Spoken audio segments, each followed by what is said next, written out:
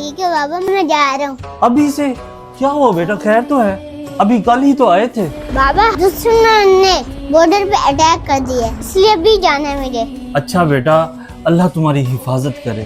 दुश्मन की ईंट से ईंट बजा के आना, उनको छोड़ना नहीं। हमारी दुआएं तुम्हारे साथ हैं।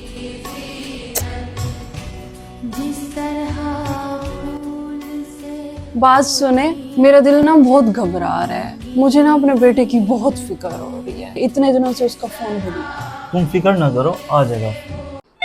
लो, आ गया फोन। ओ शुक्र है खुदाया। अस्सलाम वालेकुम। वालेकुम सलाम। Sorry for bothering you ma'am, आपको इन्फॉर्मेशन देनी थी। आपका बेटा पाकिस्तान की ये सर्व करते हुए बॉर्डर पर शहादत नोश फरमा गए। पाकिस्तान जिंदाबाद। अल्लाह पाक आपको सब्र दे। क्या हुआ? This no more.